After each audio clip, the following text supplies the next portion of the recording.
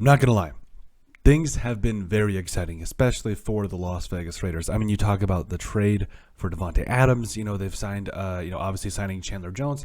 Things have been exciting. Things have been wild. But I think there's an important caveat, though, here, because the rest of the roster still needs to be filled out. Like, again, I think we're going to beat a dead horse here because, we got caught up in the excitement a little bit. I'm going to be real about it a little bit. So I feel like the biggest concern heading forward and moving forward with the Las Vegas Raider is right now, to me, it's offensive line, because I have faith in Alex Leatherwood. I just don't know what he's going to play. I don't know if he's going to play right guard or right tackle at this point. Probably right guard.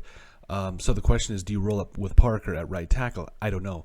I really think at the end of the day, they would be wise. The Raiders would be wise to see what they can do at right tackle. I'm not really 100% sure who the best answers. Like, I was going to say Trevor Penning, but then they traded away their first-round draft pick, which is fine by me because, you know what, Davante Adams is a game-changing wide receiver, and, that's just how it goes. But I do feel like this is a draft class that there is some moderate depth in it in terms of offensive linemen. Now, obviously, you guys got Evan Neal, Ikem Nkwonu, Charles Cross at the top of the draft, Trevor Penning, Bernard Raymond, all those boys, and Daniel Falele, which I think the best-case scenario would either be, if you want to fill that need in the draft, you either go Falele or Abram Lucas out of Washington State. I feel like those guys could be two guys you could just put in and start right away. Or guys like Lute Godke out of Central Michigan. There's just, I think, Kellen Dyche out of Arizona State. There's a lot of different tackles they could get in the third round that I think could make a difference, but their needs don't stop there. I think... Would I like an upgrade at left guard? Yes. At center as well, but I think they're serviceable. But the question for me is right tackle or right guard. Again, wherever Leatherwood plays, I think he's going to play guard. Also corner, like I know you guys got, the Raiders got some quality depth pieces and potentially maybe some starters and guys like Rock Ya-Sin and Williams, Darius Williams and all those boys. But I really think the Raiders would be wise to really consider what is going to be there at the bottom of the draft. Now, this is I would say a deeper corner class, but I still think they need to make a play for another. Stephen Gilmore, I've heard that they've had contract offers in for him. So I think there is a lot that still needs to be done for the Raiders roster. But don't get me wrong, this is a very exciting roster already. Again, Chandler Jones on defense, Max Crosby out there too. Denzel Perriman's a freak. Trayvon Morig, I love him at safety.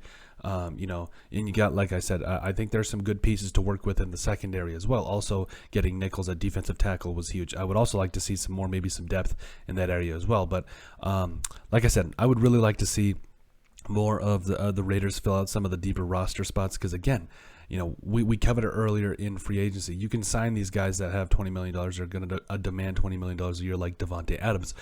But you need some guys in the middle that are also going to take, 2 to 3 to 4 to 5 million for value drafts, for value contracts, guys like Nichols, Bilal Nichols, the defensive tackle that they got over from the Bears. I do think even guys like Rock Ya-Sin who took, what was it? It was either Rock Ya-Sin or Everett, whatever, that took like $2.5 million or something like that. Like, they need a lot of those contracts to be able to make this work. And obviously, we've said from the very beginning that they're going to be looking for the value, but I think the good teams don't necessarily win free agency, but they do a lot to help it out, and the Raiders have done a lot to help their team out.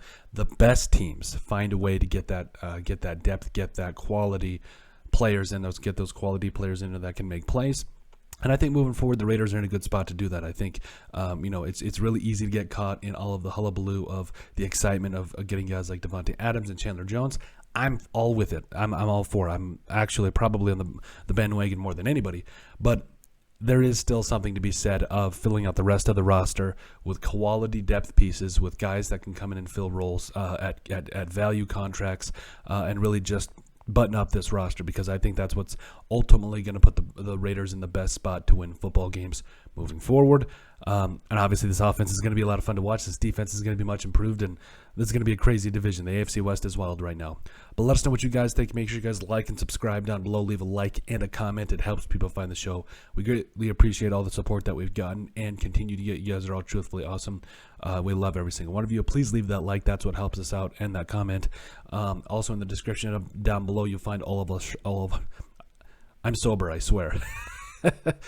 In the description down below, you'll find all of our social media platforms. Please make sure you guys give us a like and a follow there. Also, in the description, you'll find our iTunes. Make sure you guys give us a listen there. And finally, if you have anything else you'd like us to cover, send us an email at thesportsbp@yahoo.com or put in the comment section down below, and we would love to cover it. But let us know what you guys think about the Las Vegas Raiders needing to keep building their roster.